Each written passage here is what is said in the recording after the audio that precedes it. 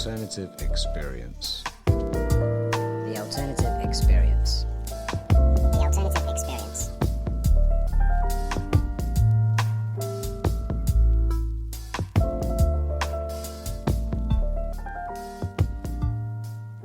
Hey everybody, Nicky Joe Eddie Vane here. So, back with another podcast. This week, really wanted to sort of tackle something which is a really sort of polarizing subject. So I'm not going to go into the polarization of the subject, but it is all about the environmental crisis. And I just want to offer some positive steps that could help in this supposed environmental crisis. Now, there's lots of examples like this that we know about, but we're choosing not to engage in for some reason. I don't know why. But I'm going to give this today. So basically how hemp could help with the environmental crisis. Now, I'm going to tell you today how the humble hemp plant could solve a lot of our environmental ills. And again, this is all established stuff. This is stuff that we've known for the best part of a century, yet we ignore it. So whatever side you do stand in the so-called sort of climate crisis, it is hard to argue that we don't have environmental issues that could really benefit from our urgent attention. So whether it be plastic in the sea or the general decimation of the world's forests, even sort of emissions from our over-reliance on fossil fuels, there really are areas that we could do better. I genuinely believe that, and I think everybody out there with sort of a sane mind would agree.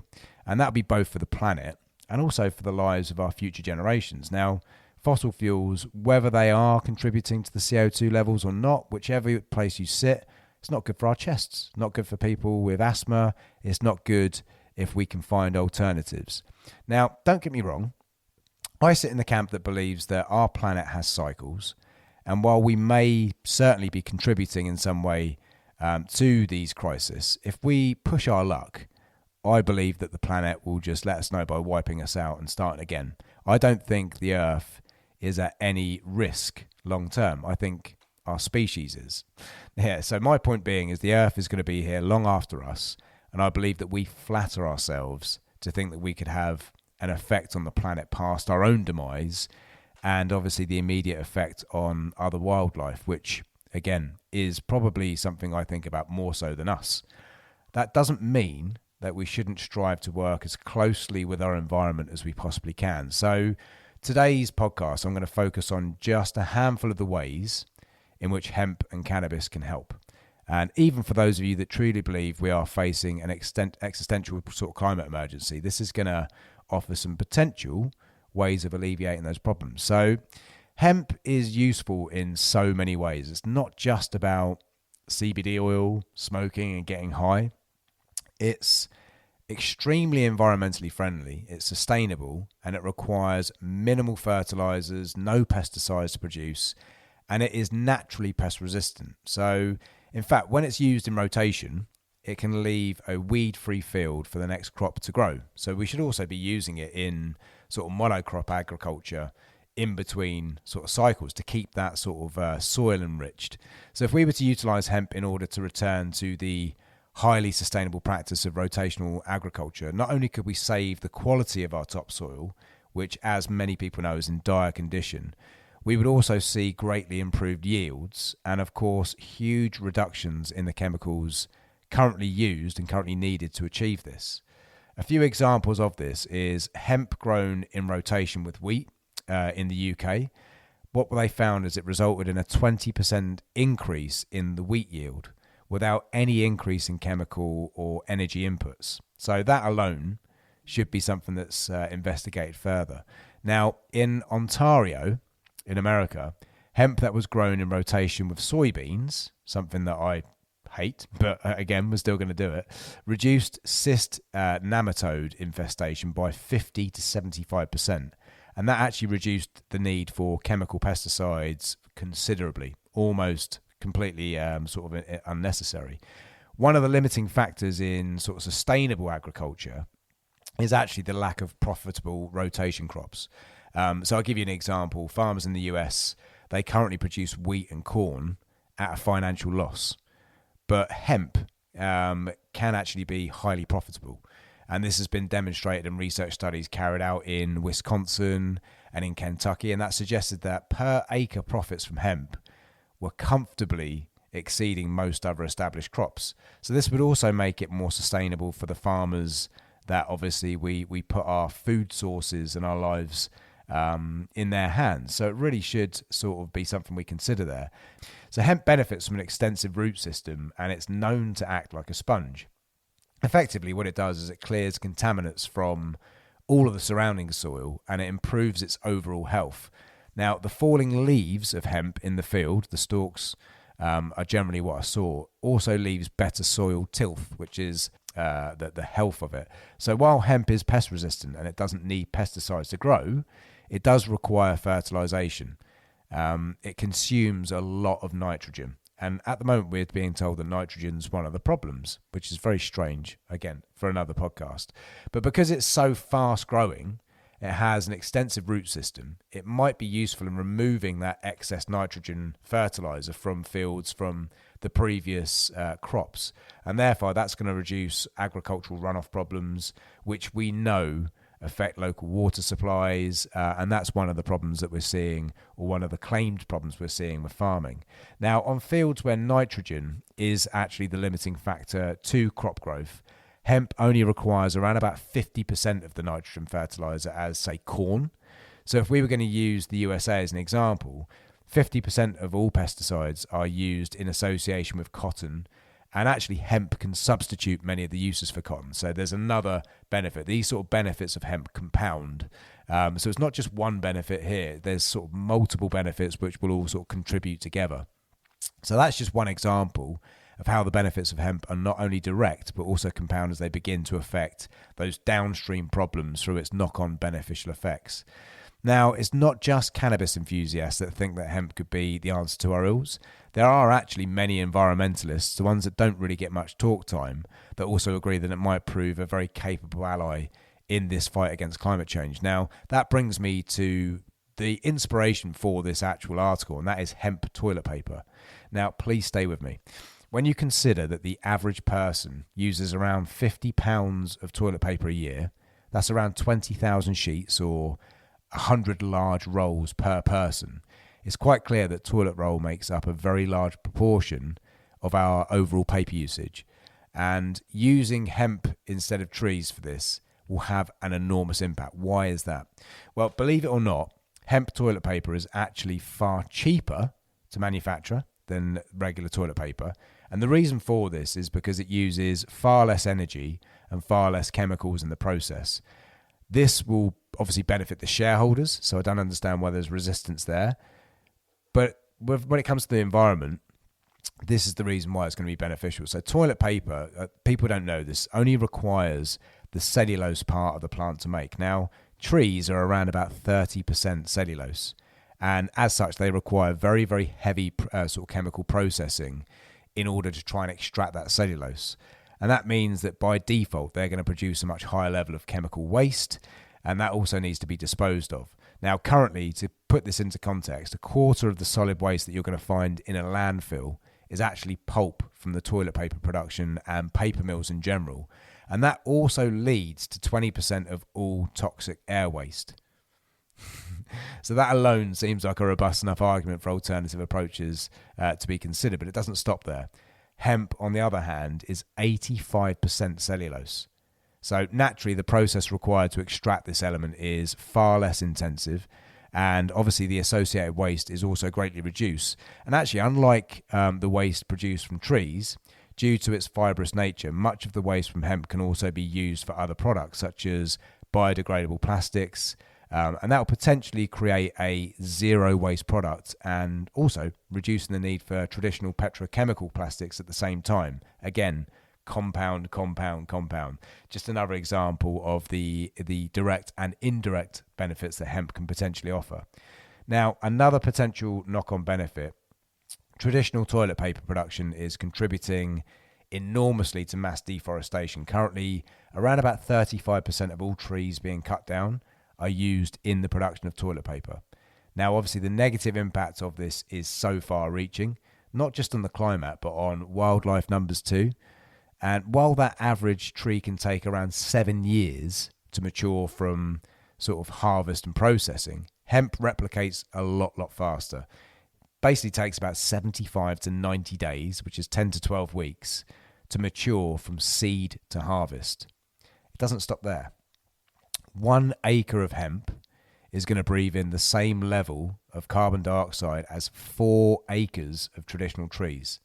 And just by making the switch to hemp toilet paper, we can mitigate much of the excess carbon dioxide being produced by industries, taking us ever closer to the net zero that environmentalists constantly strive towards, without the risks to plant life that are clearly associated with many of the expensive kind of technology-based workarounds that are being suggested. It doesn't always have to come down to an expensive technological advance that everybody makes loads of money from. We can literally just turn to Mother Nature, stuff that's been established for century upon century. So when it comes to the comparison as well between hemp and trees, apart from hard wood, hemp can produce every single product that we currently rely upon traditional trees for. And in each and every instance, with far less impact on the environment, and in most instances, a far superior product. It's not just paper, it's not just wood.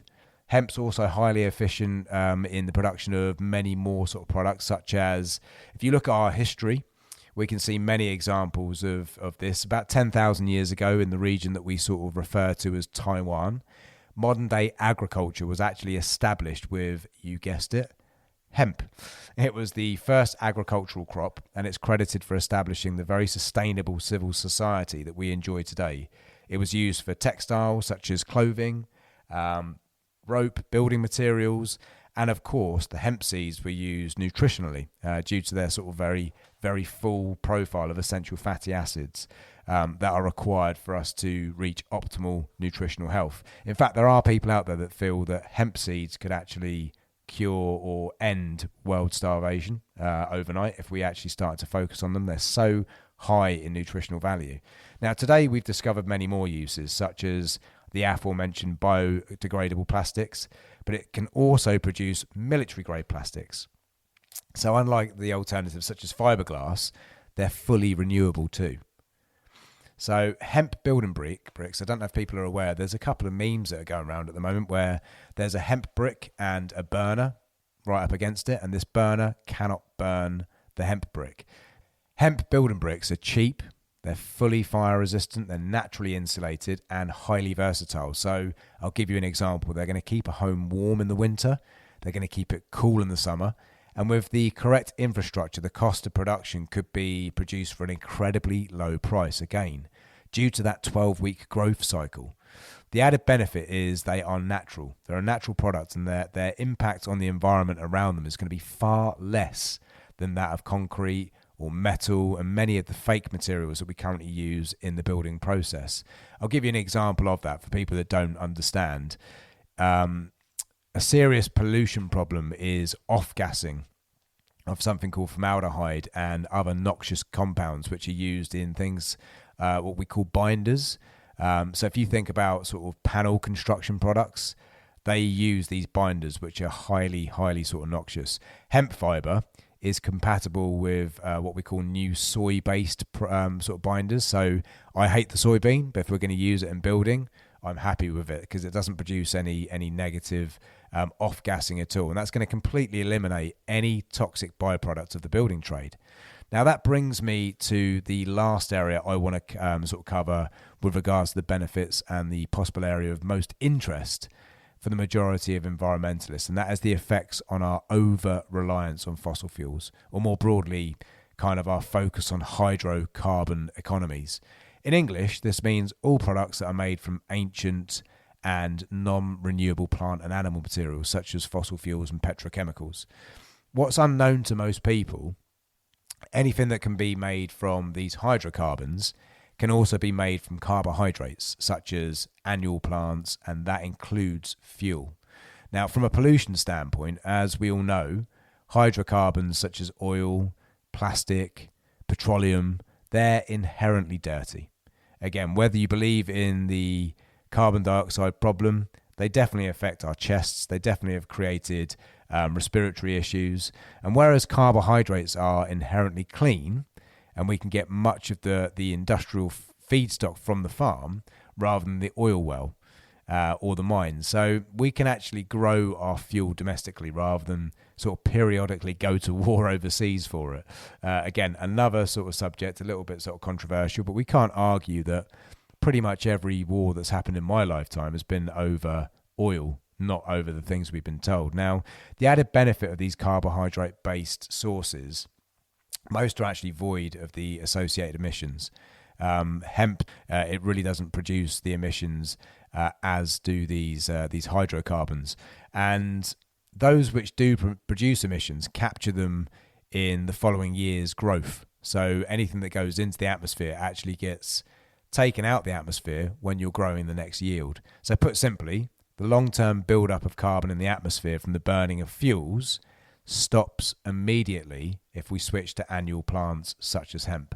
And while there are many plants that show potential in this area, due to how quickly it grows and its highly effective way of pulling that carbon from the atmosphere, and obviously its ability to improve the soil around it, it really does, in my opinion, and the opinion of many environmentalists, it makes hemp, I think, the leading candidate in the production of bio-based fuels. Some people say one of. I think it is the leading candidate. I don't think there's anything that comes close.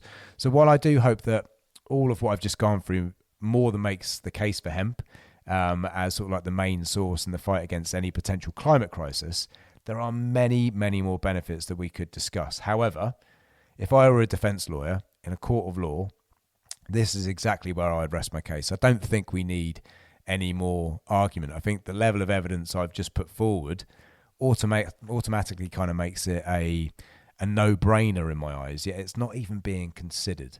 When we're being led to believe that the crisis is so existential that we may even need to lock ourselves down and begin living in sort of 15-minute cities, yet products such as hemp aren't even being discussed or considered, you really do have to question what is driving this agenda.